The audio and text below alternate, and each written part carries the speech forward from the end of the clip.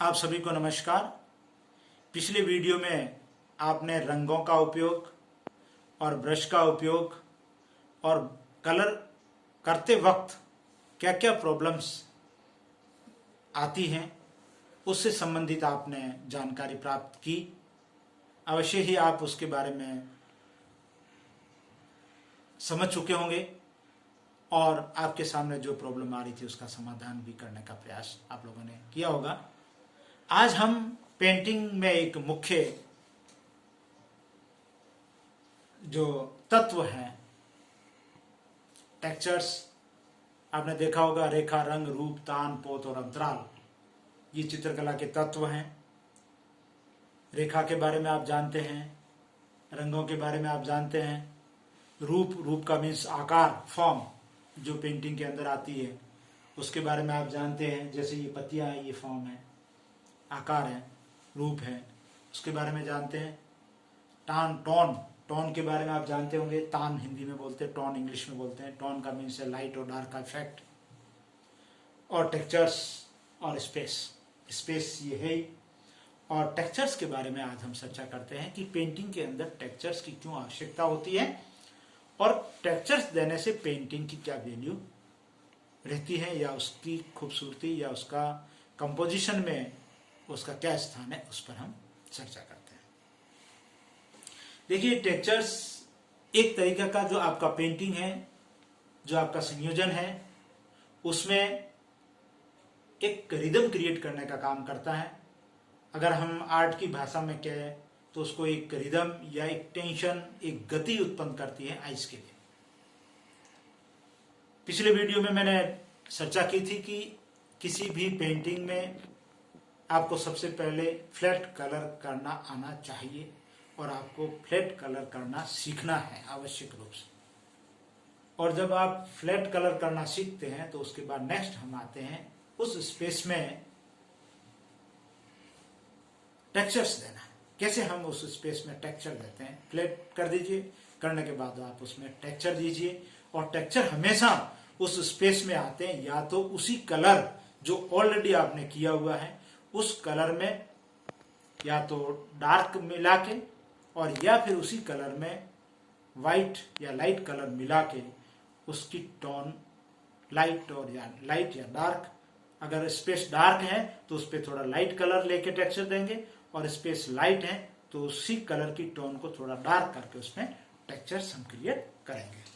Textures space को एक गति, एक रिदम क्रिएट करता है। जैसे माना कि ये फ्लैट दीवार है और फ्लैट दीवार पे मैं 2 4 5 स्ट्रोक अगर मार देता हूं तो जैसे भी आप एक फ्लैट अभी दीवार को देखते हैं और जब आप उसमें टेक्सचर्स दे रखे हैं, स्ट्रोक मार रखे हैं, तब आप देखेंगे तो एक विशेष प्रकार का वह रिदम होगा। पेंटिंग की नेगेटिव जो स्थान है पेंटिंग में, उस पेंटिंग के नेगेटिव स्थान को, स्पेस को एक्टिव करने के लिए, उसको जीवित करने के लिए हम टेक्सचर्स देते हैं।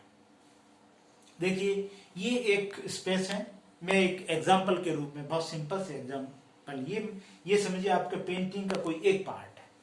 जैसे ये ब्लू पार्ट है कहीं भी, और कहीं भी है, ये दे रखा है पेंटिंग के अंदर, और उस स्पेस को कैसे टेक्सचर्स में क्रिएट करना है। अब टेक्सचर्स क्रिएट करने के लिए आप उसमें केवल डॉट भी ले सकते हैं, आप चाहे तो लाइंस ले सकते हैं, आप चाहे तो कलर लाइट और डार्क का विभाजन के द्वारा भी कर सकते हैं। ऐसे टेक्सचर्स के बहुत सारे तरीके होते हैं। यहां हमने पत्ती, लीफ को लेकर एक टेक्सचर्स क्रिएट किए हैं। आप इसको केवल टेक्सचर्स के रूप में मानिए आप, और ये नहीं समझे कि ये पूरी पेंटिंग एक पार्ट है पेंटिंग का।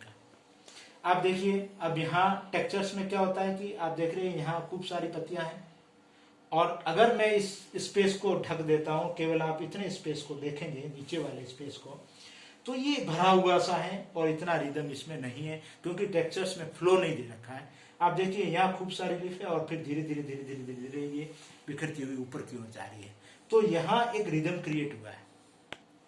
यहां से उड़ती हुई ऐसी लग रही है कि पत्तियां स्पेस से बाहर निकल रही है, तो यहाँ एक रिदम क्रिएट हुआ है। यहां से होकर यहाँ एक गति का एहसास हो रहा होगा। उसी तरीके से ये और स्पेस है, ब्लू कलर है खूब सारा, इसमें आप देखिए ये स्ट्रोक्स दे रखे हैं ब्लैक कलर के, ये देखिए ये लाइट कलर के भी स्ट्रोक्स देख रखे हैं। तो ये स्ट्रोक भी इस पूरे स्पेस को एक पॉजिटिव बना रहा है, जो एक फ्लैट था उस फ्लैटनेस को खत्म करके और एक पॉजिटिविटी इसमें क्रिएट की है। यहाँ से स्ट्रोक आ रहा है, ये यहाँ से हो रहा है, ये यहाँ से पत्तियां हैं उड़ रही है, ये स्ट्रोक्स है, ये स्ट्रोक्स जो जितने भी आ रहे हैं ये सभी एज ए टेक्सचर्स हम कह सकते हैं। तो इस तरीके से फ्लैट स्पेस को आपको अगर अच्छे ढंग से क्रिएट करना है, उसमें एक रिदम क्रिएट करना है, उसकी फ्लैटनेस को खत्म करना है, तो आपको कुछ न कुछ ऐसे टेक्सचर्स लेने होंगे और टेक्सचर्स के द्वारा उस स्पेस को गतिपूर्ण बनाना है, उस स्पेस को कंपोज करना है टेक्सचर्स के माध्यम से, ताकि वो अच्छा लगे। तो आज हमने टेक्सचर्स की बात की है। आप देखिए कि ये जैसे पीछे ब्लू कलर है, मैंने कहा था ये डार्क कलर जैसे पीछे लेते हैं तो ऊपर लाइट लेते हैं। ये देखिए ये पूरा डार्क स्पेस है पीछे का, तो इसमें लाइट कलर की पत्तियां ली है और वो इसमें अलग अलग तरीके के। अब टेक्सचर्स में भी क्या करते हैं कि अगर हमने पत्तियां ली है तो जैसे ये पत्ती ऐसी बनाई तो दूसरी भी ऐसी, तीसरी ऐसी, चौथी, ऐसे नहीं करना है। जब यहाँ पत्ती इस तरीके की पड़ी है तो दूसरी पत्ती को ऑपोजिट पोजीशन में, फिर तीसरी को ऑपोजिट। आप ये देखिए पूरी पत्तियों को कहीं कहीं घुमा रखा है, तभी इसमें रिदम क्रिएट हो। ऐसा नहीं है कि पूरी पत्तियों को ऐसे ऐसे बनाते जाओ तो उसमें एक रिदम क्रिएट नहीं हो पाएगा। तो आप देखिए ये पत्ती इस तरीके की, तो ये घूमी हुई है, तो ये उल्टी है, तो ये वापस सीधी है, ये ऐसी है, ये इस तरीके के हैं, ये आड़ी है, ये खड़ी है, ये आप सभी देखिए, सभी पत्तियों का पोजीशन या उनकी जो स्थिति है वो एक दूसरे से डिफरेंट है। इससे भी एक पेंटिंग में रिदम क्रिएट किया जा सकता है और उसको टेक्सचर्स के रूप में यूज किया जाता है। तो टेक्सचर्स को यूज किया जाता है वो इस तरीके से लाइट और डार्क के साथ स्पेस को किया जाता है। आप ध्यान रखें, पहले आप प्लेन कलर करना सीखें और प्लेन कलर आप सीख जाते हैं, उसके बाद में आप किसी भी रूप में आप डॉट डॉट भी दे सकते हैं। जैसे यहाँ से डॉट शुरू किए, यहाँ खूब सारे डॉट लगाते लगाते लगाते ऊपर जाते कम कर दिए।